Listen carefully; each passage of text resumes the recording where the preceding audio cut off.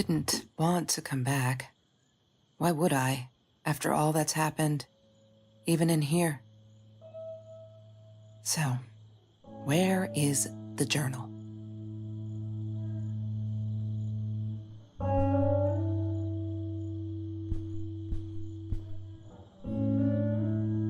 Don't need to go in there. That's the bathroom.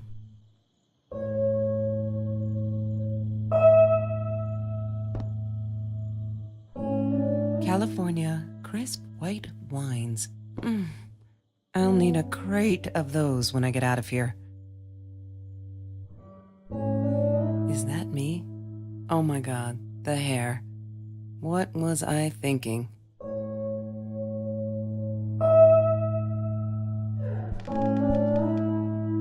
Look, Mr. Torres, I'm happy he finally got remarried. A honeymoon in the Bahamas. Wish I was there with them. No, that's her parents' room. What, more than 100 again today? Glad I don't have to deal with that anymore.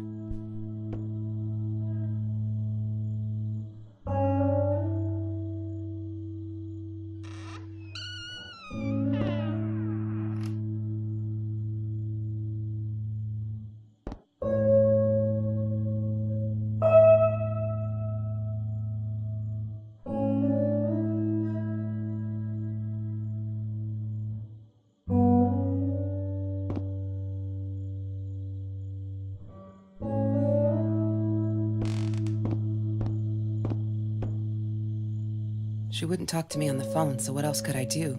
I drove all the way up there to Vancouver, freezing my ass off in that tin can of a car.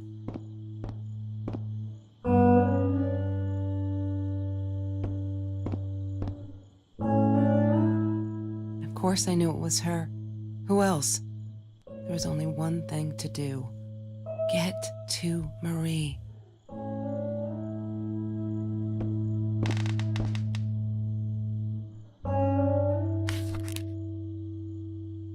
Hi, Kelsey. Yes, I'm talking to you. I know you've been reading my journal. Can I ever forgive you for what you did? Honestly, I don't know. I'm trying really hard, but I don't know how. Because I don't understand any of it. You are my friend, and I loved you unconditionally. I did what I did because of you, and I stood up to him because of you. But you, I don't know. Right now, I can't be near you, so I don't want you to come find me. I promise I'll be all right. Marie. Except she wouldn't be. She would not be all right.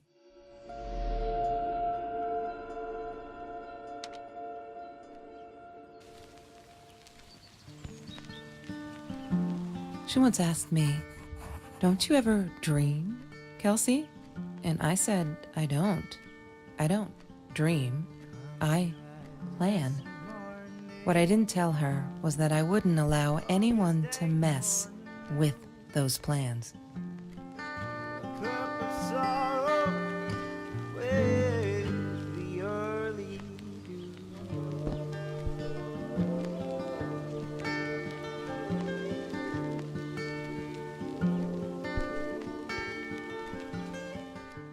I'm not a shadow person. Yeah. It took me all I had to convince her she wasn't. Every Tuesday, the food trucks would roll in. Me and Marie never missed Jorge's tamales.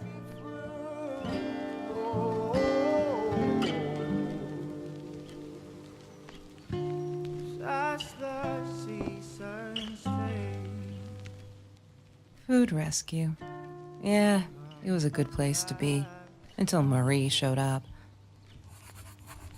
The Green Eatery. Green as in with fungus. Yes, I am never eating Ayurvedic lasagna. I couldn't afford a car, and Marie didn't want one, so we rode our bikes everywhere. I thought I looked silly, and with those damn sparkly shoes, I probably did. Yeah. I was losing my glamour status at school right there. She loved being a birthday girl. Mr. Torres would take her shopping every year. I loved skinny dipping, but Marie insisted on wearing this thing. Really, I mean, it was Mr. Jones's pool, after dark. No one would ever come close to the freak. And he wasn't there, just to be clear. But someone else was. There's no such thing as food waste.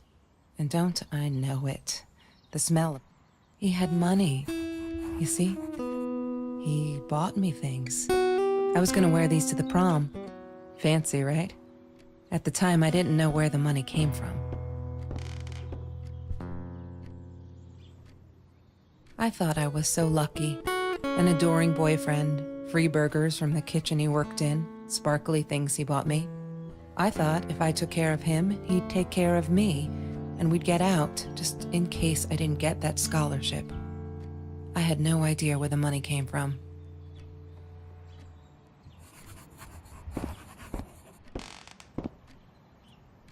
Marie insisted on saving these. She was going to make a new world with them, whatever that was supposed to be. I've never actually seen her build anything.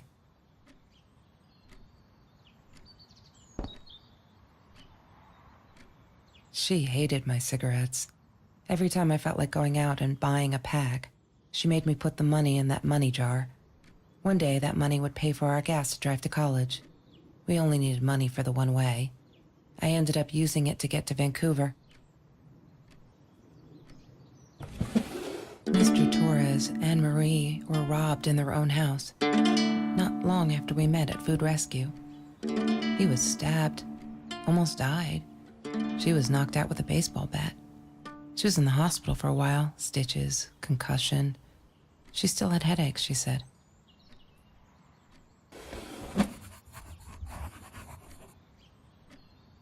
I didn't like that she kept the stone.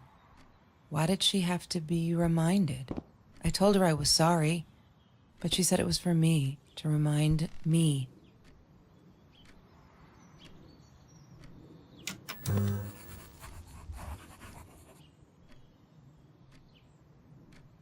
Have you seen this man? Yeah, I've seen him.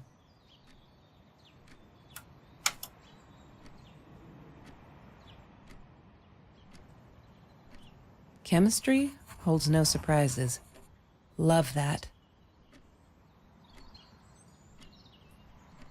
Ah, yes. The science project. Of all people, they chose to pair me with the girl from Food Rescue. Outrageous. But I got over it and chose to work my ass off. I had to if I wanted to get that scholarship.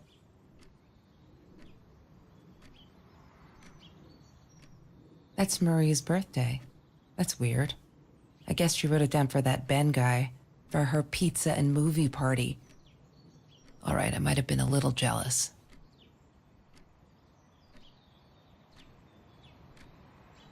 She wouldn't stop about time travel and black holes and stuff.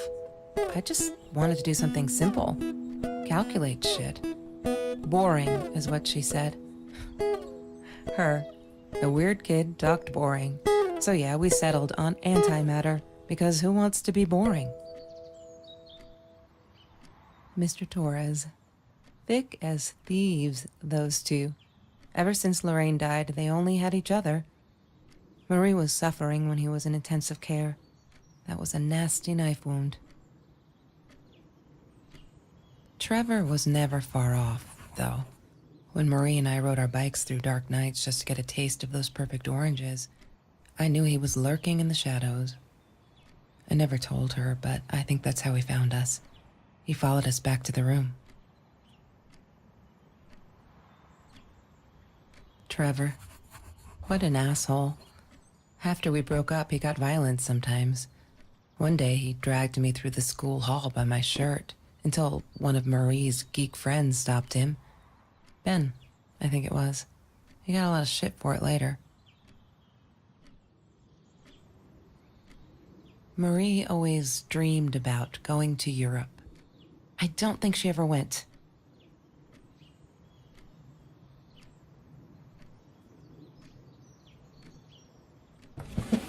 Lorraine, Marie's mom died when she was 5. My mother, she might as well have been dead. She looked more dead than alive, anyhow. Passed out on the couch, empty bottles of gin on the floor.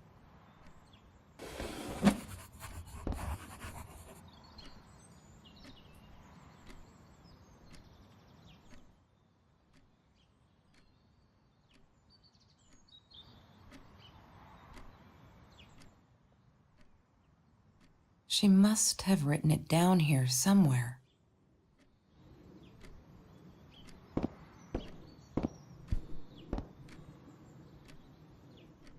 I'm not a shadow person.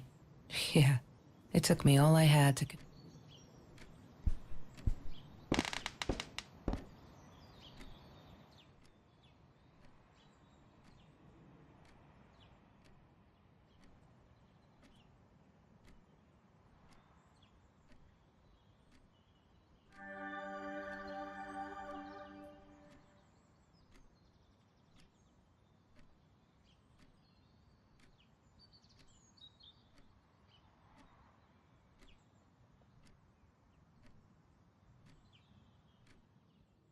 One day, I just had to know. What's up with all the cats? She said she admired them, that they were who they were without any pretense, that they had no fear of confrontation. She wanted to be more like them. When Bumblebee went missing, Marie cried for days. She thought I couldn't hear her at night. I could never prove it, but I'm sure it was Trevor. Marie, what were you thinking? You know that's illegal.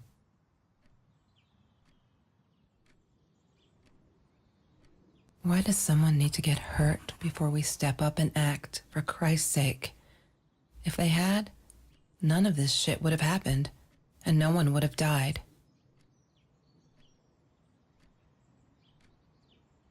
Oh no. Why didn't you tell me, Marie? No wonder you were so frightened. We never should have gone to the Orange Grove.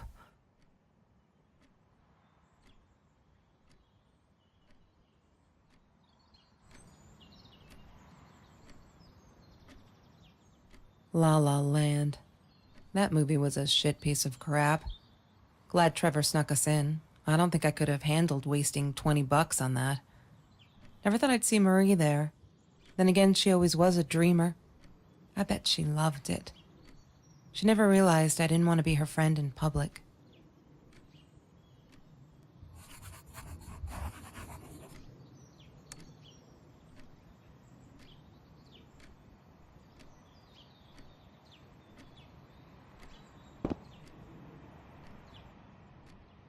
Sometimes it got so hot, this thing wasn't doing it anymore.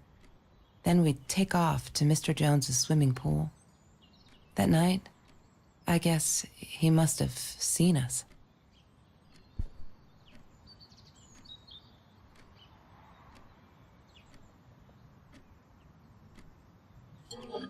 Mr. Torres loved that beer. After the robbery, he only had a couple left. Apparently they were hard to come by. Still, we decided to try a bottle once. Marie loved that label. She drew it in her journal. I remember that.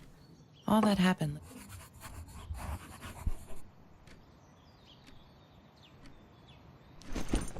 Disgusting, but cheap.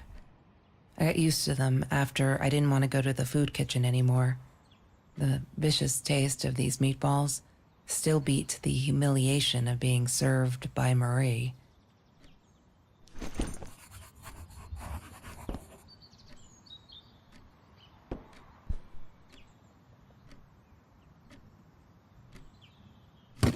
I need to find the key. A 5-figure number.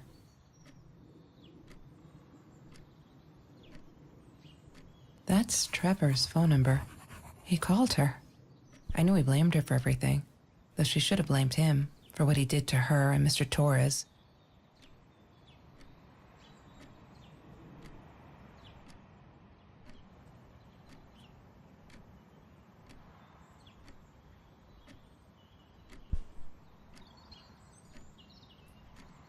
Have you ever peeled an orange so juicy the drops erupted from underneath its skin like fireworks in the setting sun? The trees in Mr. Jones's garden had them.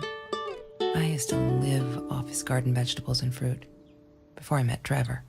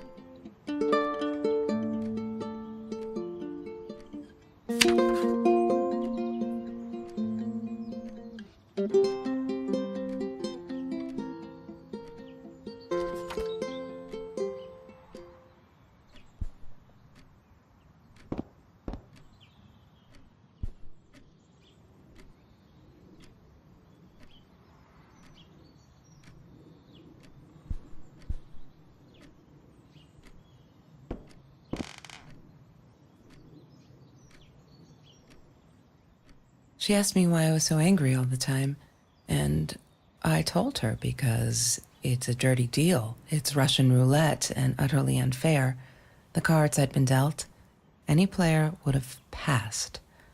I chose to be angry instead. But Marie, my friend Marie, she got me a new deck and suggested I deal again.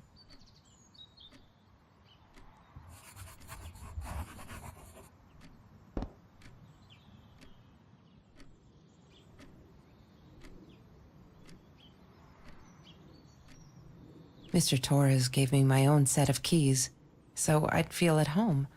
I loved him for it, but every time I used those keys, I felt a pang of guilt.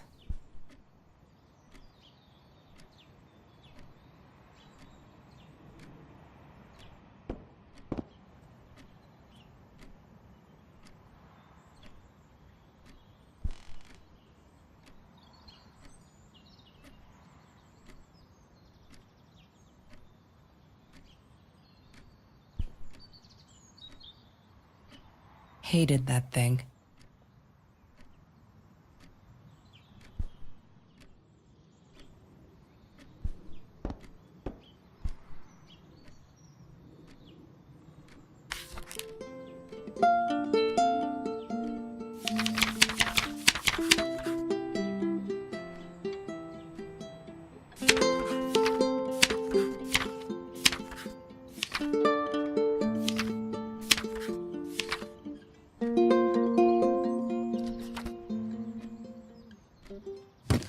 I need to find the key. A 5-figure number.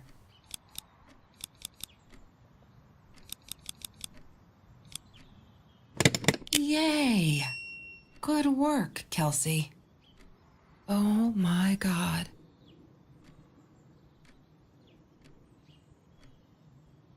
The past, like the future, is indefinite and exists only as a spectrum of possibilities. Stephen Hawking said that. I wish it were true. But there was nothing I could do about the past. It was definite as hell.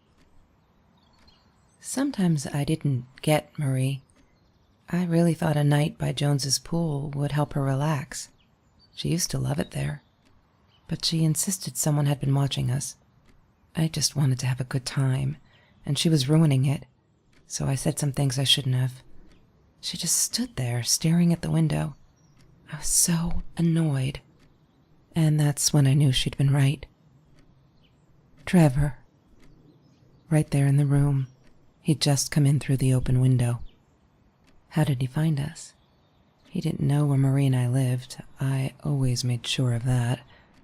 But he took an orange from his backpack and started peeling it. It had been Trevor by the pool, and he'd followed us home. He said to Marie, "I told you not to mess with me." But still, I didn't get it. No, it wasn't until he started moving in on her that I realized it was Marie. He was after Marie. He blamed her for everything, and he had a knife. I'd never seen him so angry, so evil. Marie tried to get it away from him. He asked her why she never answered her phone. Did she not read her emails? Or did she think they were hollow threats? God, I just wanted to punch him with anything I could lay my hands on. My backpack. I smashed it against his wrist, knocking the knife out of his hands. Marie went for it, but Trevor was faster. He kicked her in the head. I dove for the knife, but he jumped me. As we struggled, he hissed, "Didn't I get enough action yet? Maybe I needed another baseball bat to get my kicks." I stopped, because right then I knew what he was up to. He asked Marie about Mr. Torres. Was he all right? Did he still get stomach aches? Marie lay on the floor by the bed, in shock, realizing it had been Trevor who almost killed her father. Then Trevor looked at me, added with a smile. And her. That's when it all went to pieces. Trevor ripped us apart, and he was enjoying it. Marie didn't understand. I tried to explain, apologized, but she wasn't listening. She kept asking me if I'd been there with Trevor in their house. Trevor stirred things up even more. He told her it was me who had hit her over the head with a baseball bat, that I'd enjoyed it. I screamed in frustration, "No, that's not what happened." Tears streamed down Marie's face. She couldn't believe I would do that, hurt her deliberately. God, I wanted Trevor to stop talking. I attacked him, scratched his face, hit him wherever I could. I hated him. He was twisting everything. I wanted to tell her that I was sorry. Yes, we robbed the house, and we got caught by Mr. Torres. But I never meant for anyone to get hurt. I didn't smash Marie's head. I panicked. I wanted to stop her from seeing me. When I realized how badly injured she was, I called the police. I tried to stay, but Trevor wouldn't let me. He pulled me by my hair into the van. But Marie wasn't listening. I was losing it, and I like to think I beat Trevor up pretty good. But Trevor punched back harder and faster. He was about to crack my skull. Marie clawed for the box beside her, opened it. She screamed, told us to stop, pointed that 9mm at us. Trevor went nuts, charged for her. She screamed, told him to stay back. She'd never shot a gun in her life. She wasn't going to start now. Trevor grabbed her by the shoulders and... What do you think you remember is not necessarily what really happened, or how others remember it. But Trevor fell back on the carpet, dead. That we all remember.